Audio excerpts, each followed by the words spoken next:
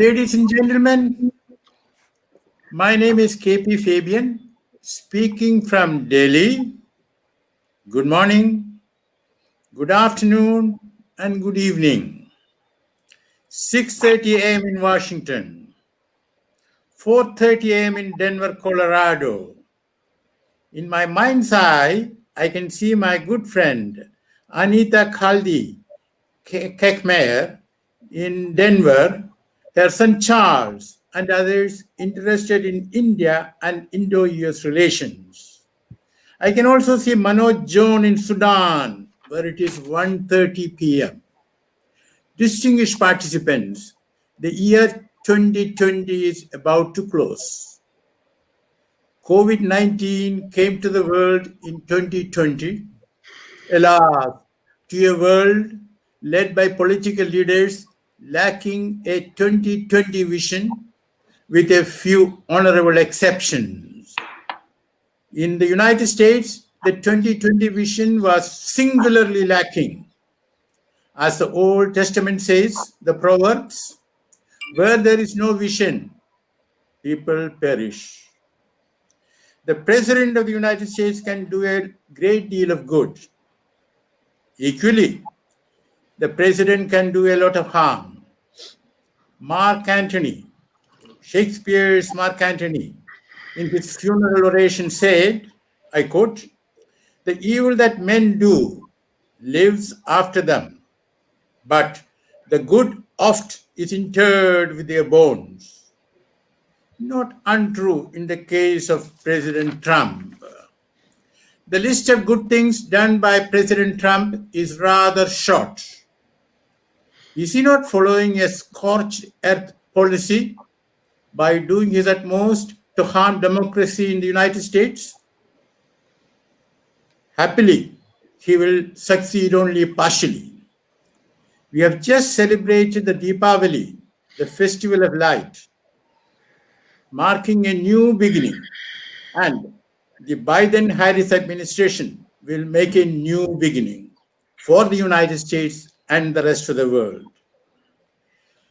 I want to say a word about the India International Center to the distinguished participants across the globe. It was established in 1962, the year of the Cuban Missile Crisis, which was resolved peacefully by the two sides, acting with reason and responsibility. To put it another way, IIC is 1 year younger to President Obama, whose book, The Promised Land, is just out. The IIC is one of the best examples of global cooperation. Let me explain. The idea came from Japan. There is the International House of Japan, started with assistance from the Rockefeller Foundation. That was in 1952.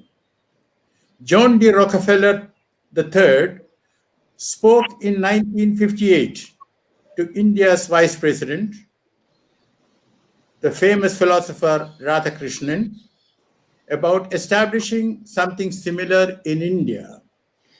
Radhakrishnan spoke to Prime Minister Jawaharlal Nehru, whose birthday, the 131st, was celebrated 3 days ago, coinciding with the Deepavali this year.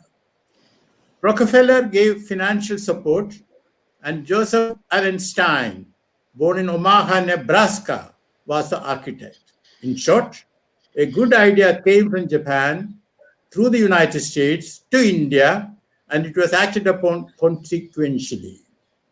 Your discovery of India is well begun by looking at the IIC programs. If you come to India, your discovery of India can well begin by visiting and even staying at the India International Center. Now, our theme is a foreign policy agenda for President-elect Joseph Robinette Biden Jr., due to take over as the 46th President of the United States on 20th January 2021. We have an exceptionally gifted panel. None of them needs introduction. The panel consists of Professor Devesh Kapoor from Washington, Ambassador Meera Shankar from Delhi, and Ambassador T.P. Sreenivasan from Thiruvananthapuram. Also with us is Tete, the head of the program division of the India International Center, who has brought all of us together. Ambassador Sreenivasan, who was India's ambassador in Vienna, permanent representative to the UN there, and governor representing India at the IAEA, International Atomic Energy Agency, has kindly agreed to speak first. The panelists have decided to speak for about 12 minutes to give time for Q&A. Let us invite Ambassador Sreenivasan to address us.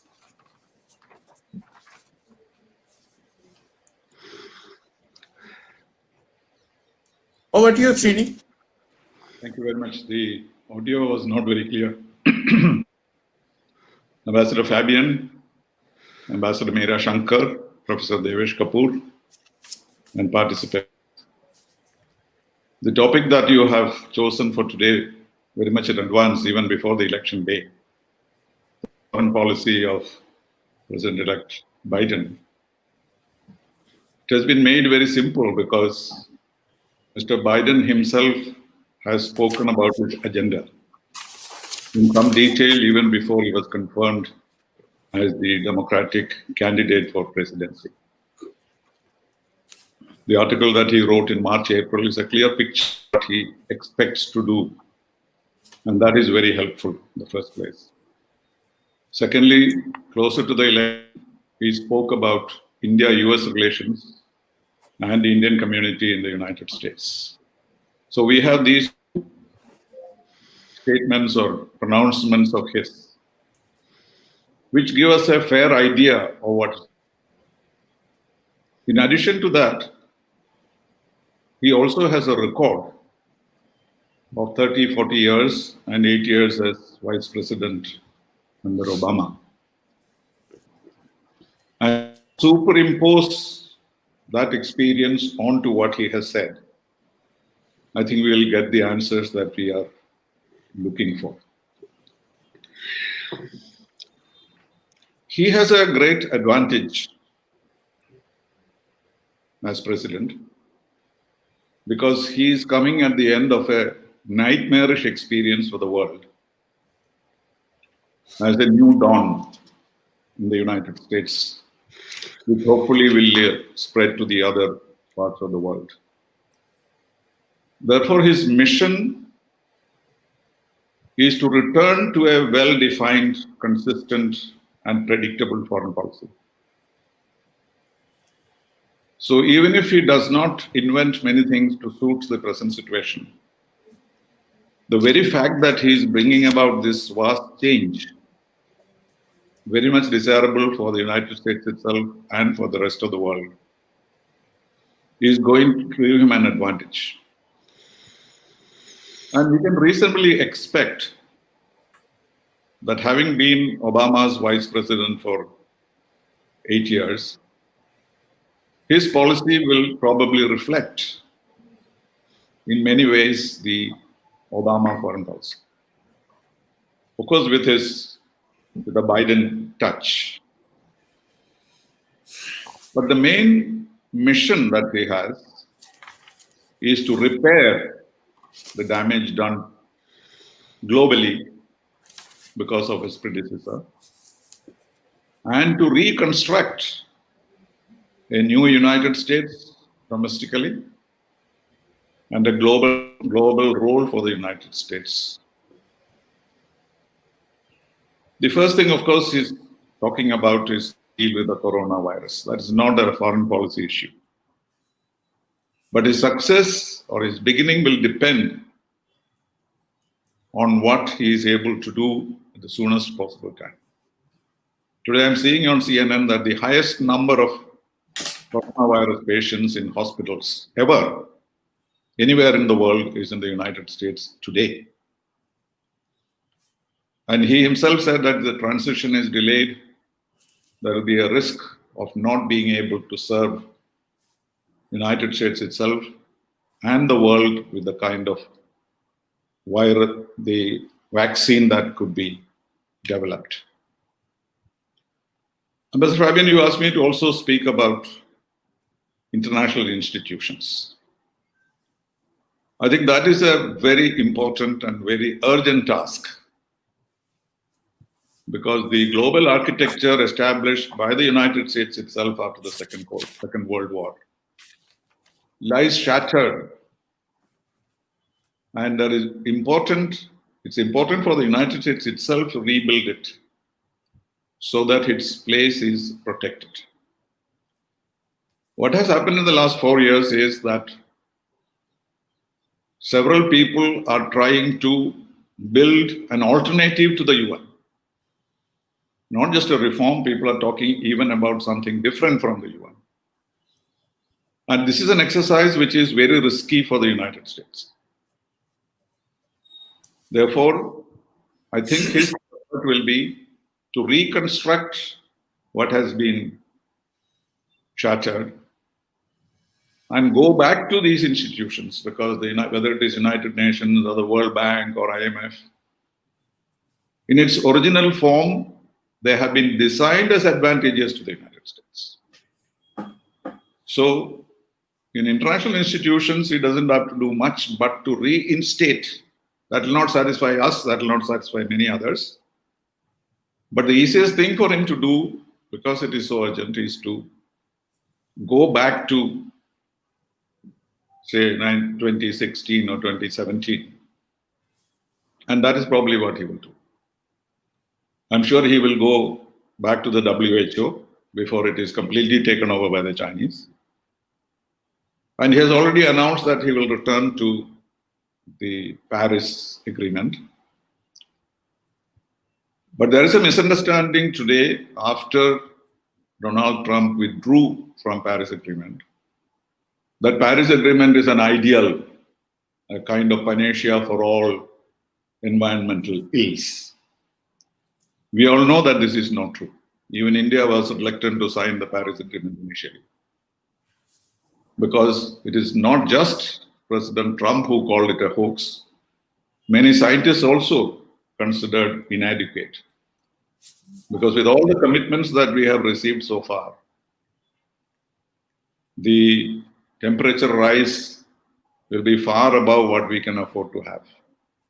Instead of 1.5, 1 or 1.5, we are talking about now 3.5 degrees Celsius or more. So it's not enough that he returns to the Paris Agreement, but he also initiates discussions so that the possibility of having a reasonable expectation of saving humanity from environmental degradation. So that is as far as the international institutions are concerned. You also asked me to touch upon India-US relations.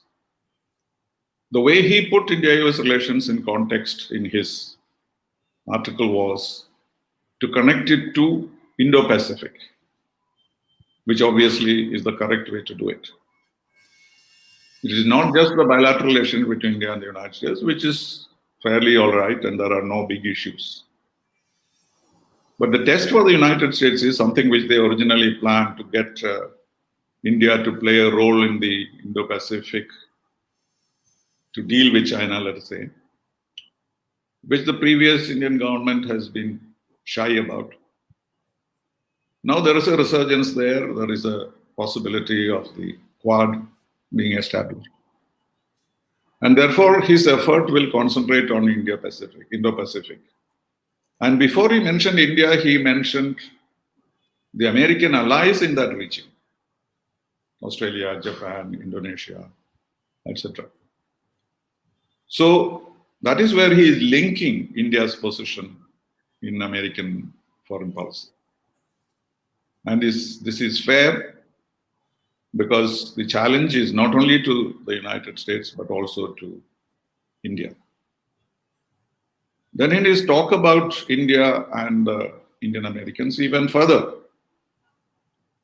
and spoke about the traditional relationship, how it has to be strengthened and improved. The problem that we had in bilateral relations was trade. He's not very open on trade. He has said that I'm not going to sign any trade agreements, etc. So there is some kind of a hesitation there. But that is something that he'll have to. He talked about the new concept of middle class foreign policy. What I understand is that the foreign policy should be such that the middle class in the United States should have the advantage of selling their goods and getting their services everywhere in the world, and therefore countries with markets will be of great importance to them. So therefore, India has a role in the Indo-Pacific.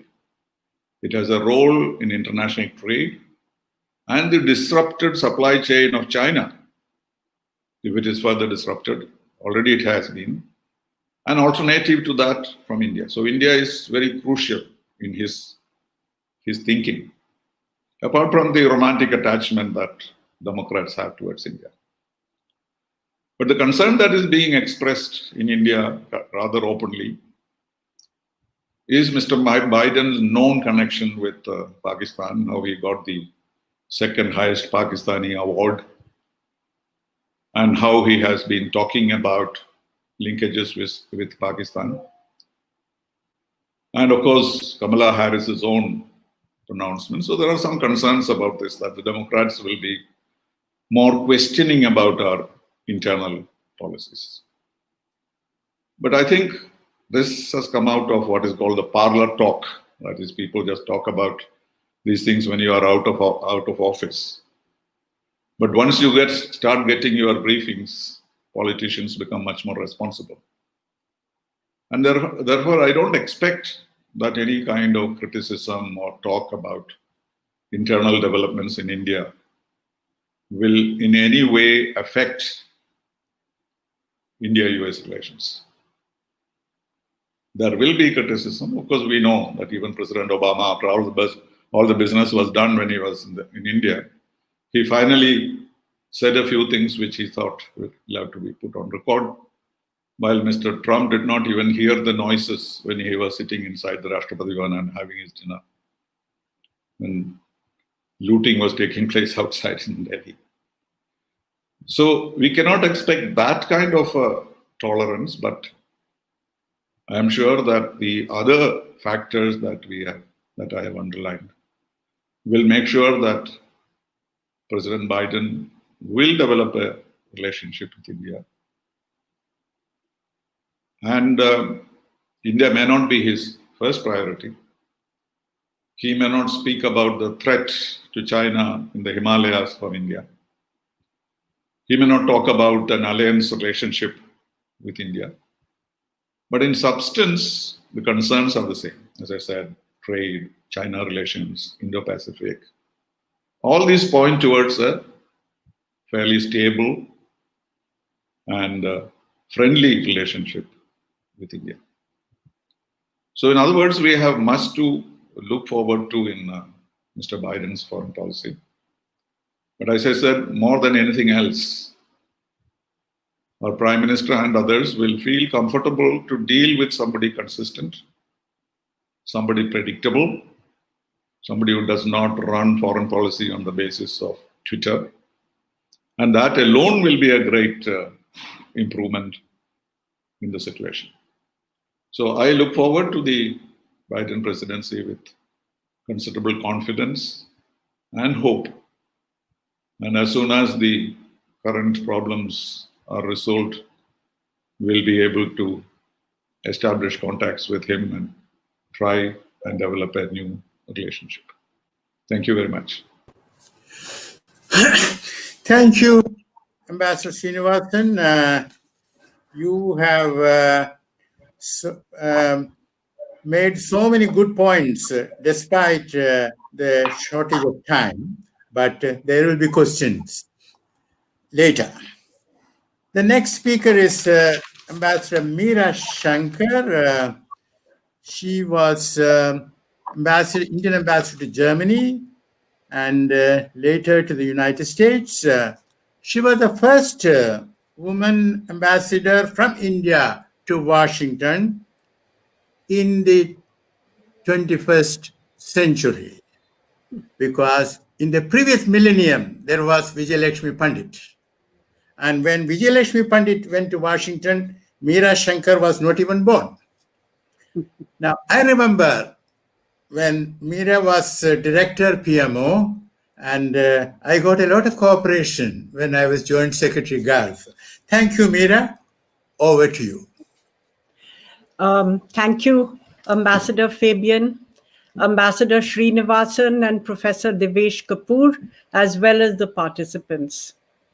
We are on the cusp of a major transition in the United States. And we are going to see the US under Joe Biden assume a more traditional leadership role.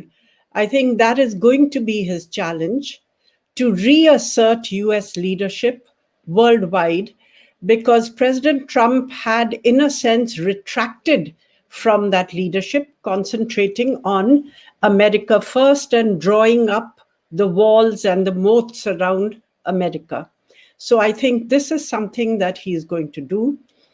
Two, he is much more of an institutionalist, will conduct a more institutional foreign policy, which will look at strengthening relations with alliance partners, particularly NATO, which President Trump tended to undervalue, and with allies in the Asia Pacific, such as Japan, Australia, and South Korea. The third element of his foreign policy is going to be to reverse some of the decisions that were taken during the Trump administration. The first such decision being the Paris Agreement on climate change, which he will rejoin, and he could do that by executive action. Going beyond Paris, he will seek to work, and this is what he has said, with other countries to get a more ambitious agenda than Paris. And he has pledged that the US will aim to be carbon emissions free by 2050, that the electricity sector in the US will aim to be carbon emissions free by 2035, and that there will be carbon emissions free public transport in all major US cities by 2030. But his ability to deliver on these pledges may depend on whether the Democrats control the Senate, and to what extent, if they don't, Biden is able to use executive action to push forward these goals. The second area is the Iran nuclear deal. President Trump walked out of the nuclear agreement with Iran and imposed punitive sanctions on a range of Iranian economic sectors and entities. Biden has said that he is willing to rejoin the Iran nuclear agreement, provided the IAEA can certify that Iran continues to be in compliance with its obligations. Now, in response to US sanctions, Iran has transgressed in a very calibrated fashion, not across the board, but some clauses of the agreement. So this would probably require some negotiation to bring Iran back into compliance. But the statements made by Mr. Rouhani in Iran show that Iran is inclined to do so. So rather than a policy of isolating Iran and relying solely on Israel, Saudi Arabia as, pillars of US foreign policy in this region, Biden will seek this opening with Iran on the nuclear agreement. As regards China, which is going to be the foremost challenge that the US faces, there are some questions because the policy has not been very clearly articulated.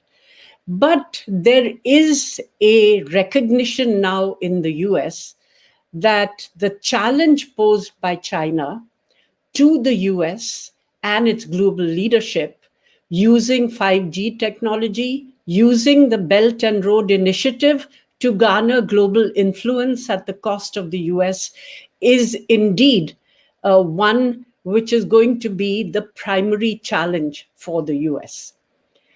How the Biden administration will deal with it will perhaps be different than Trump. He has said that he will put pressure on China as regards security issues in the South China Sea, and on trade, he will not act, he said, unilaterally, but will seek to build coalitions with allies and partners to pressurize China to abide by the rules of international behavior or else pay a price. What this mean in actual terms, I think we have to see. Will the trade war continue, or will there be some kind of settlement? Will the US go back to the Obama administration's policy of a rebalance towards the Indo-Pacific, which would mean strengthening US military bases in the region, strengthening alliances with alliance partners, and strengthening relations with strategic partners such as India and Indonesia, which indeed Biden has again outlined. With regard to China, there might be a policy of simultaneous containment and cooperation. And the areas where cooperation is likely have been outlined by Biden in his Foreign Affairs article. And these are, the global pandemic, climate change, and non-proliferation, which possibly refers to North Korea and Pakistan, not so much. So these are the three areas which he has outlined as priority areas for cooperation with China.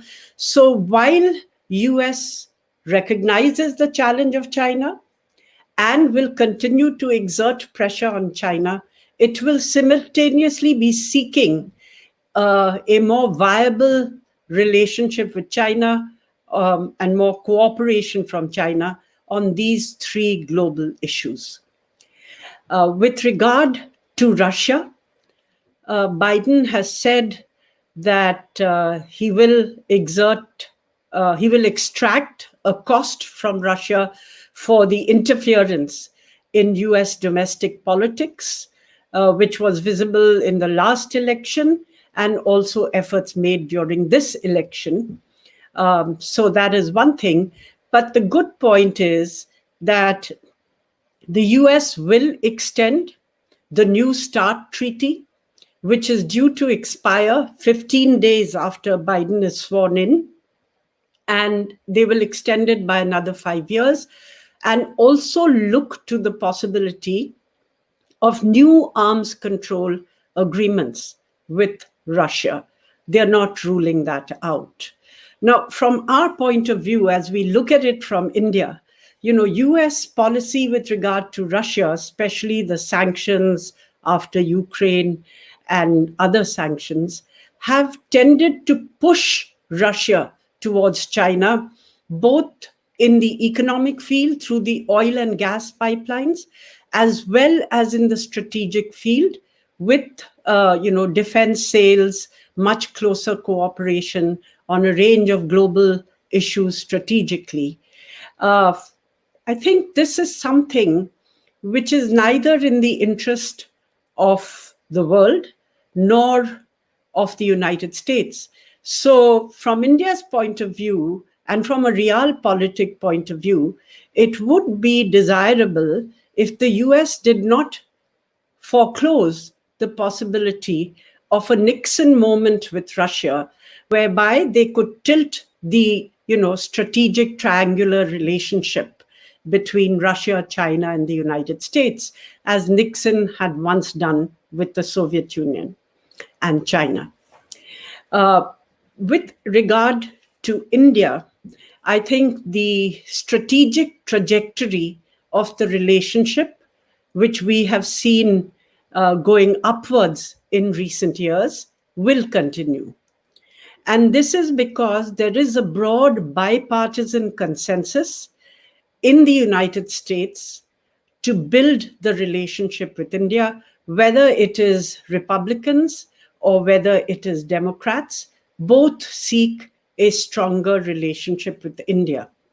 From India's point of view, too, the relationship is one which is built on strategic convergence and the concerns regarding the rise of China in the Indo-Pacific. On trade, Biden could possibly be less unilateral than Trump. We've seen withdrawal of GSP, very tough H-1B, L-1 visa processes, which hit our IT companies, punitive tariffs on steel and aluminium. And from our point of view, we would hope that the Biden administration would find a way towards moderating some of these issues, particularly the restoration of GSP and the easing of the H-1B, L-1 visa process, which is also hitting US companies who have been demanding a change. On the internal issues of India, where concern has been expressed, Kashmir, human rights, etc. Yes, the Democrats may give this, per se more priority than the Trump administration. But I would expect this to have lower salience in the light of the overall strategic relationship. I think from our side, we also have to look at where we can moderate our policies to advantage. For instance, the Kashmir policy is not written in stone. I mean, our Home Minister himself has said in the Parliament that we are willing to consider restoration of statehood, for instance, should the situation improve sufficiently. So how are we going to be nimble enough to ensure that we can moderate some of these pressures, which may also build up because of pressures from the left wing of the party? In the long run, we've learned to handle these issues.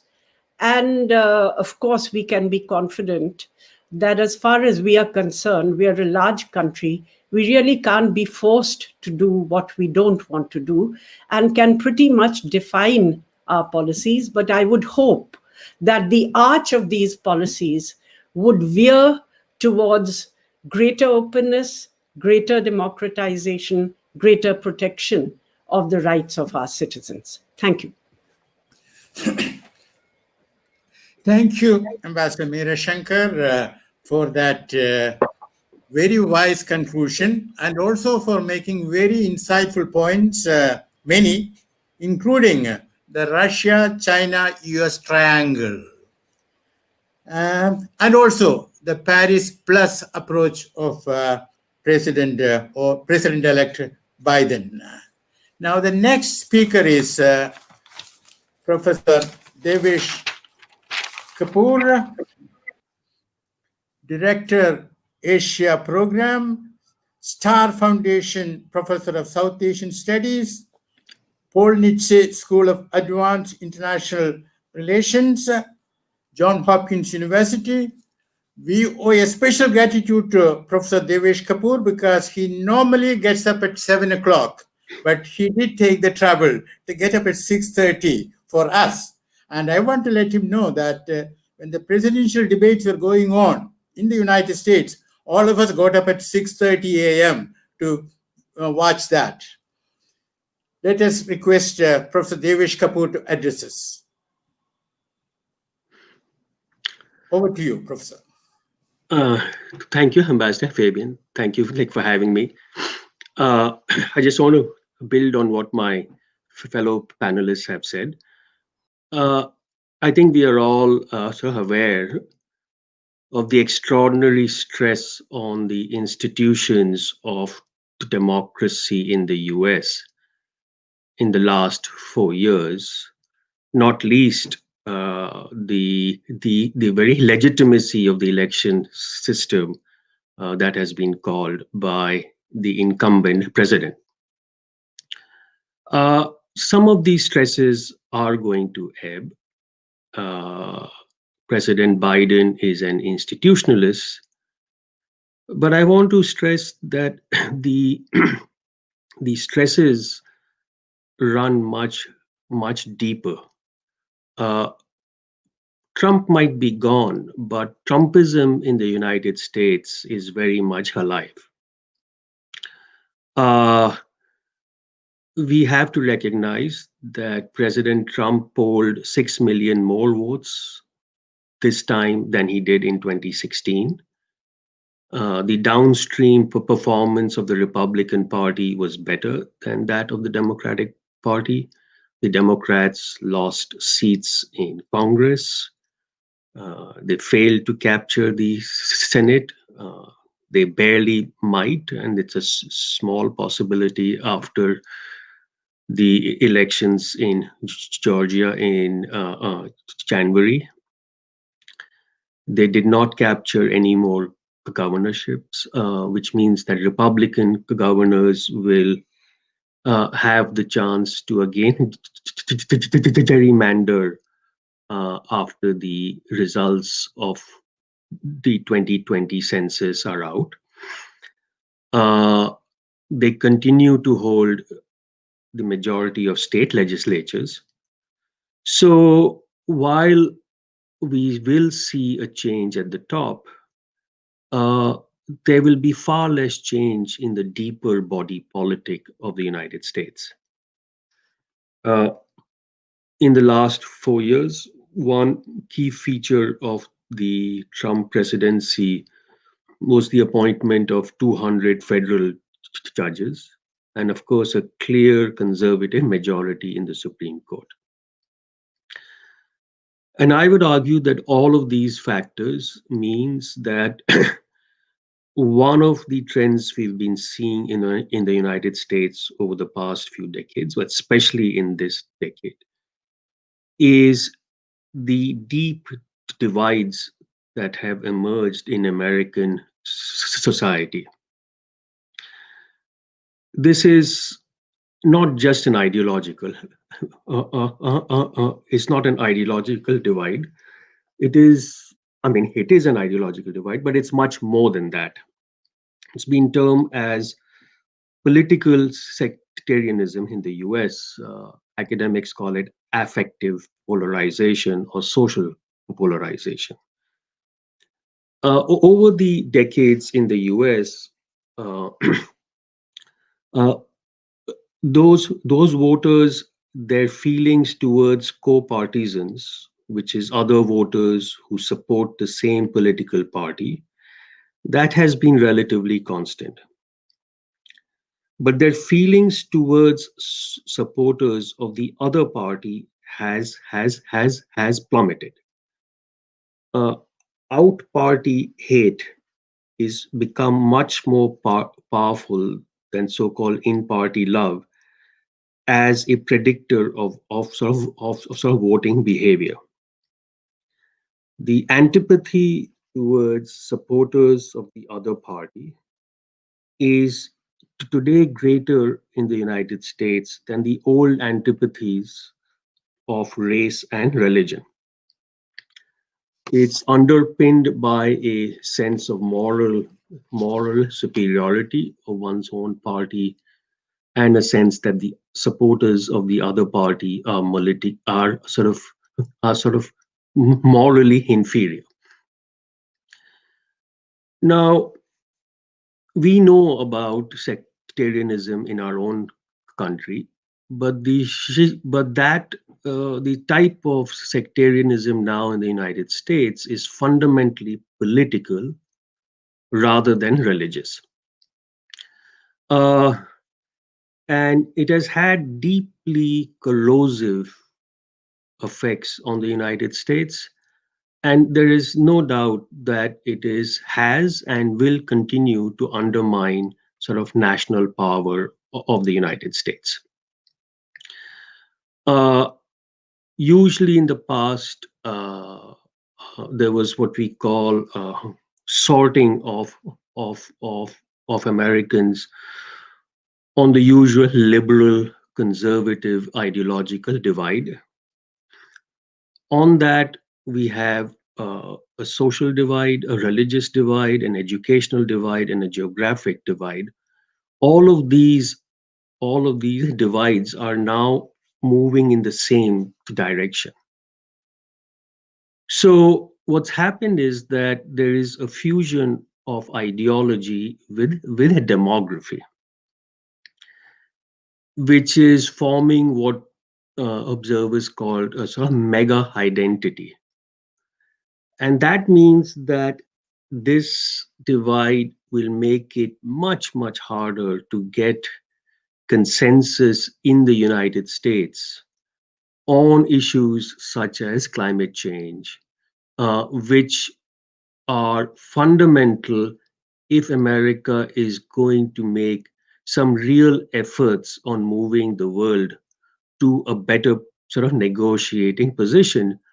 Because if you cannot make those changes in policies in your own country, it's not easy to get other countries to sort of follow. So while we will see a great deal of continuity in President Biden's policies from what we saw in the Obama administration, fundamentally, it will not and cannot be business as sort of usual. The world has changed. Uh, and fundamentally, the world has changed in that China's presence in the world stage, it looms much, much larger. And so, whether it is BRI, we saw the RCEP was signed a couple of days ago. China is simply too big, and the ability of the United States to sort of impose its will, as it were, in the way it could a few decades back, that is fundamentally not going to happen. Now, one thing which is there is that, as observers have pointed out, that in this election, one candidate pledged to put American workers first, to ensure that for government procurement, American goods were prioritized, and to take a tough stance on China. That candidate was President Biden. He too has his equivalent of Atmanirbhar. So there is actually a resonance with President Trump's Make America Great, which is Biden also wants a more Make in America sort of approach. I think what we will continue to see a decoupling of US-China supply chains. The rate of decoupling will slow down because, as was pointed out, President Biden is more predictable. He will seek to both cooperate but also confront China. So while these the decoupling of supply chains will be more gradual than has been in the last couple of years, but I think the trend line will continue. Insofar as international organizations go, I mean, here too, I think it can't be business sort of as sort of usual. The UN, I think, is fundamentally broken, and whatever major changes have to be done, decisions have to be taken. One or the other major power sort of vetoes it. I think where we will see is, as was pointed out, not just rejoining the WHO, but somewhat also reviving the WTO, which President Trump really tried to wreck. So I think the WTO will have a fresh lease of life, but once again, it is a fundamentally weakened institution, and the promise that was there at the time it was, created, that again is not going to come back.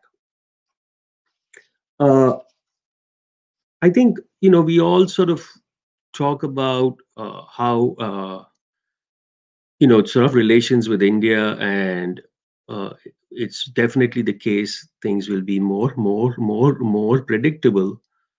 But I do think that the relationship with India will not just depend on what President Biden does, but it's also what India itself does. Any relationship is a two-way street, and our own actions or inactions are also going to very much shape this relationship for the better or for the worse. I'll stop there. Thank you. Thank you so much, Professor Devesh Kapoor. You have made many important points, including mega identity, and also you spoke about, Trumpism is alive and kicking. Now, let me ask the first question. Does it mean that those House of Representatives and governors who got elected and the additional senators who got elected have got the votes because the voters approve of what Trump has done? And secondly, in plain English, is what we are witnessing, you spoke of social, geographical polarization, but put it on another plane. Is it brainwashing? Are we witnessing brainwashing of the electorate by populist leaders who have the way with words?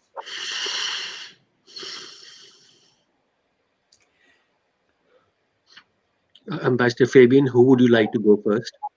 I thought of asking you the question first, if I may. Sure. So, I think what seems to be the case that people, that the American voter, rather than voting for their own party, is determined to ensure to vote against the other party. And that is what the polarization is doing. Above all, I so dislike the other party that I don't really care what my guy is saying, as long as my vote is against the other party. So it's a negative instead of a positive in some ways. I must beg to somewhat disagree with your characterization of brainwashing. If we believe that voters have agency, they think on their own. Yes, of course, they are shaped and affected by all the negative things we are aware of social media and so on. But let's be very clear, that's not an American phenomenon. That's as much of an Indian phenomenon.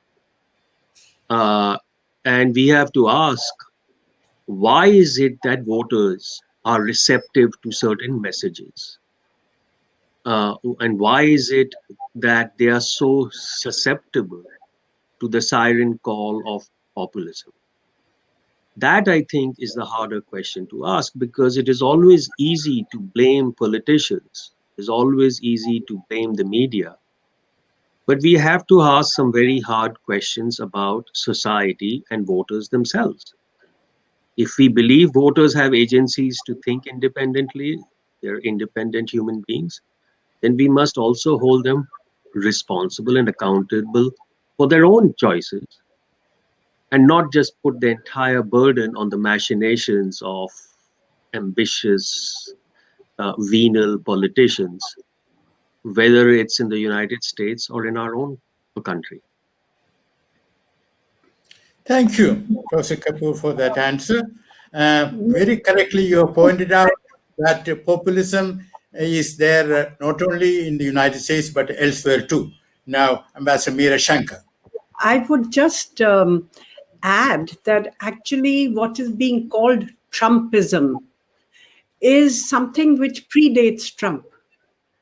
And you saw it in the emergence of the Tea Party, in the Republican Party. It's a faction which had a strong rightist ideology. And you can trace it back almost to the election of Newt Gingrich and the ultra conservatives in the Republican. And that's one stream within the party. What is new is the coalition now of race and class.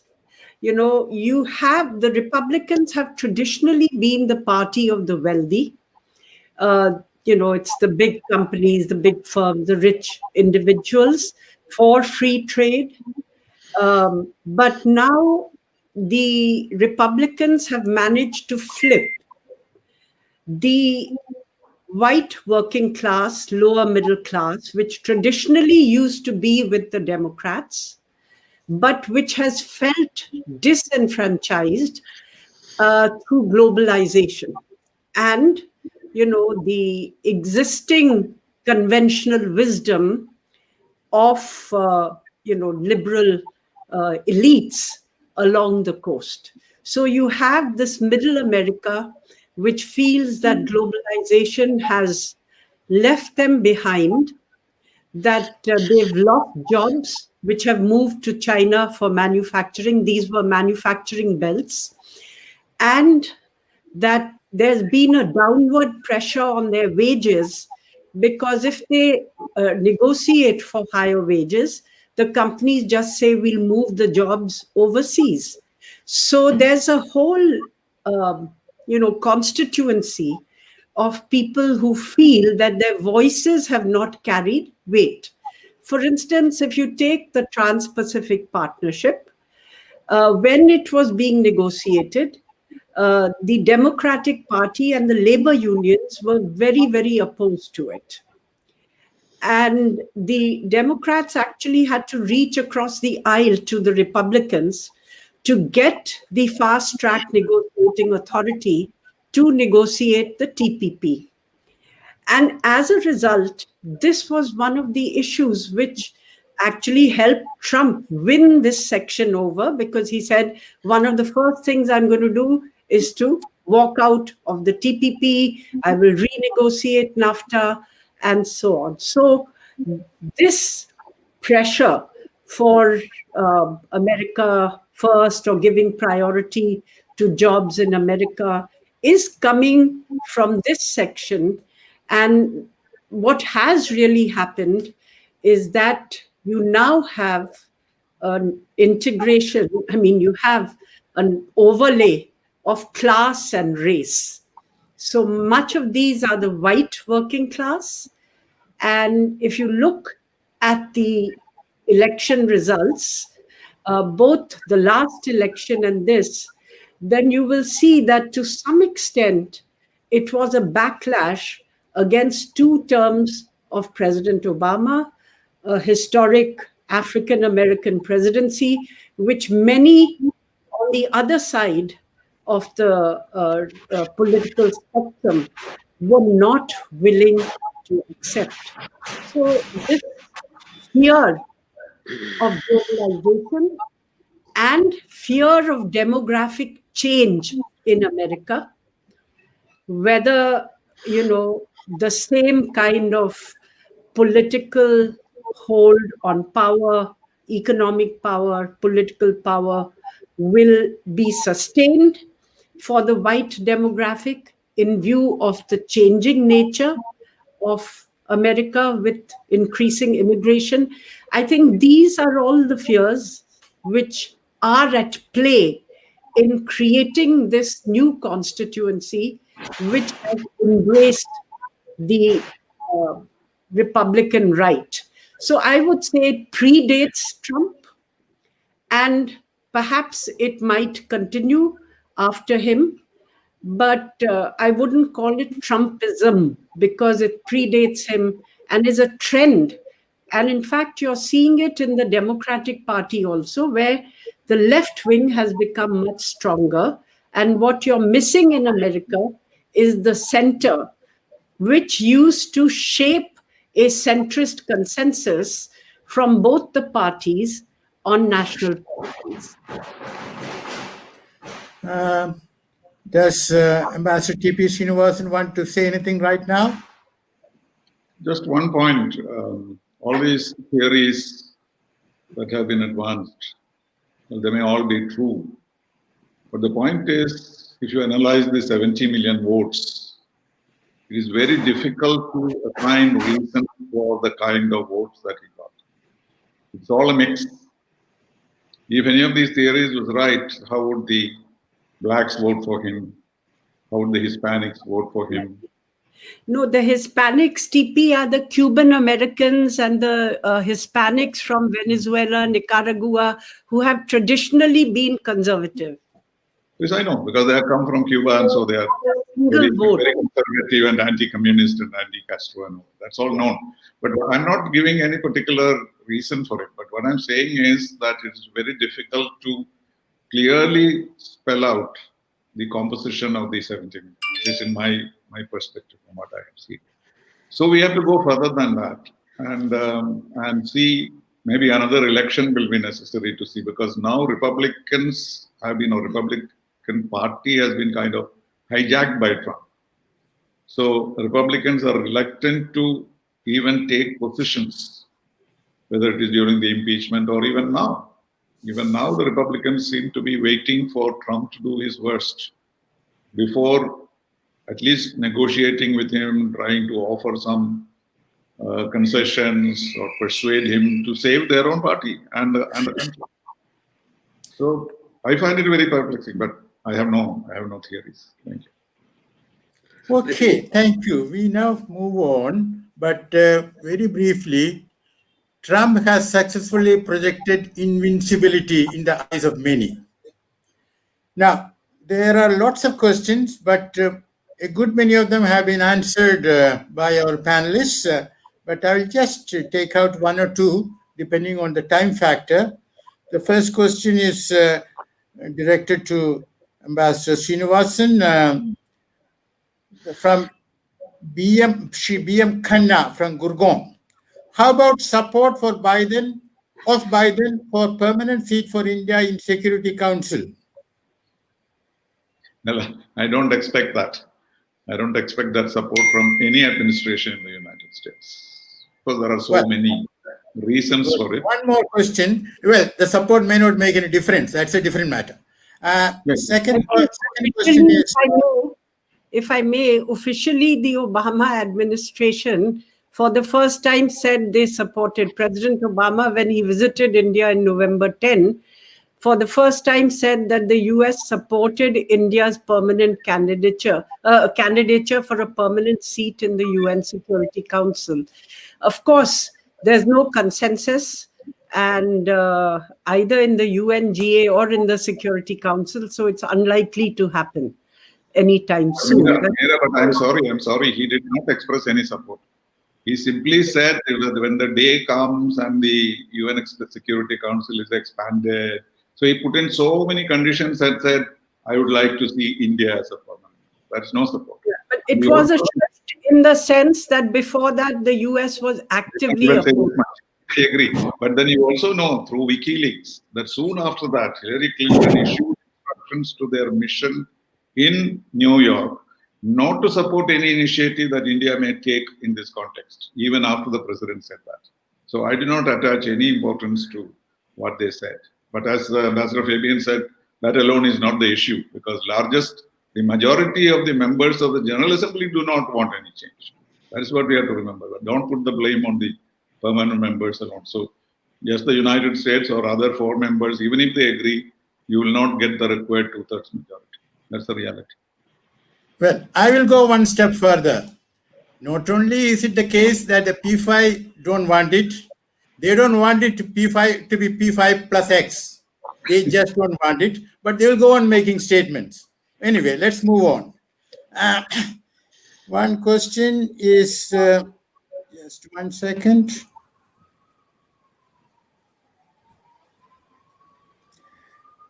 Will real-time intelligence sharing derived from geospatial resources by USA shall stay and be strengthened? That is again from Mr. B.M. Khanna in Gurgaon.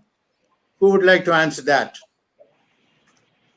See, we have just signed the agreement. That is the basic exchange and cooperation agreement for geospatial data. How effectively it's going to be used depends on how the two countries are going to make use of it. But yes, the signing of this agreement does enable you to get geospatial data and to use US GPS military signals, which were denied to us in the past. But how it's going to function really is a factor of how the countries use it as they move forward. Thank you. I might add, I think we should acknowledge that security cooperation between India and the US advanced fairly significantly under the Trump administration. Yes. Of course, it was already beginning prior like to that, but the intensity of that and this agreement is a culmination. But there is no doubt that on a variety of fronts, that cooperation is significantly sort of deeper than it was sort of 4 years ago. But on that security cooperation, can we ask a real question? That is, hypothetically, should China invade India, will the United States come to India's military assistance? I'm asking Professor Devesh Kapur. Okay. Well, the question is, what do you mean by military assistance? Will it supply the intelligence? But Air Force. Will it sort of give India sort of equipment, supplies?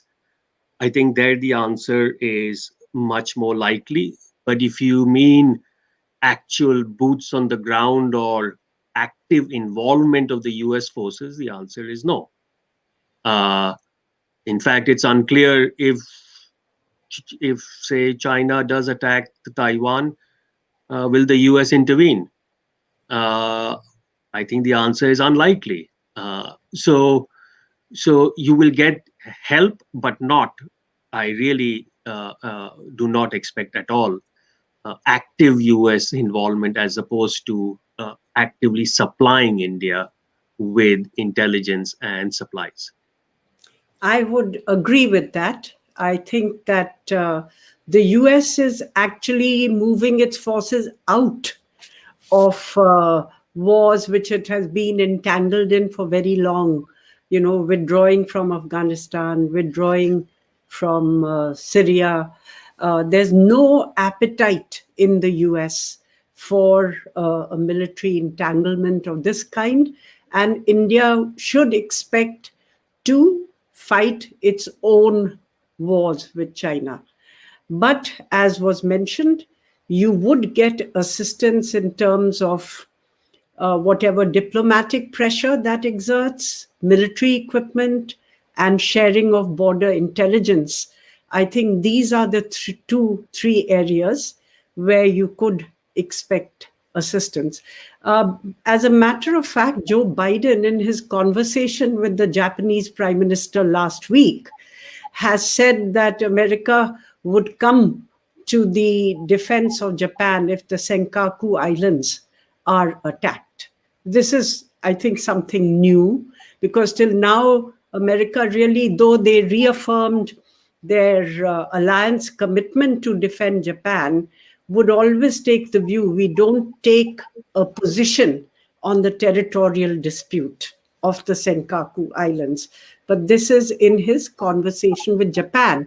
Now, commitments to alliance partners is one thing, But clearly, the US would also not be interested in expanding its commitments to more countries because they're really in a mood to withdraw forces rather than to have more boots on the ground anyway. Ambassador Sreenivasan, at this point, any point you want to make? No, I had lost my connectivity, so I don't know what All you're right, talking. lost in space. We will come back to you.